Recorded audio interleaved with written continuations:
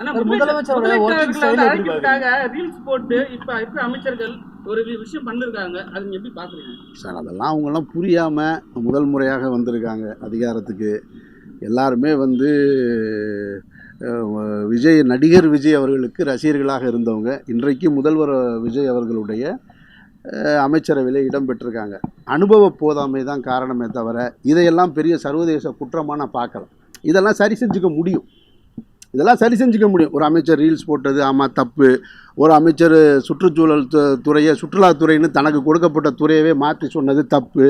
ஒரு அமைச்சர் போய் முறுக்கு எக்ஸ்பைரி டேட்டு கேட்குறாரு, அதெல்லாம் ஆர்வக்கோளாறில் செய்கிறது, புரியாமல் தான். அந்த முறுக்கு இன்னும் 4 நாள் விட்டால் அதுவே முடிஞ்சு போயிடும், அதுவே பதத்து போயிடும், அதுவா பிரச்சனை. அதை போய் எக்ஸ்பைரி டேட்டு கண்டுபிடிச்சி என்ன செய்ய? நம்ம வாங்குகிற மெடிக்கல் ஷாப்பில் வாங்குகிற மருந்துக்கு எக்ஸ்பைரி டேட்டு பார்த்து யாராவது வாங்குறீங்களா? இதுவரை செக் பண்ணியிருக்கீங்களா நீங்கள்? இப்படி நம்ம கண்டுபிடிக்க வேண்டியது நிறைய இருக்குது. அப்போ இதெல்லாம் அவங்களுடைய ஆர்வத்தின் வெளிப்பாடாக நான் பார்க்குறேனே தவிர இதை ஒரு குற்றமா அப்படின்னு சொன்னால் இது குற்றம்னு நான் சொல்ல முடியாது.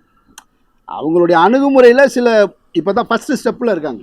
அப்போ ஃபஸ்ட்டு ஸ்டெப்பில் இருக்கவங்கள பார்த்து வெறும் கேலியும் கிண்டலும் செய்வது எனக்கு ஏற்புடையதில்லை.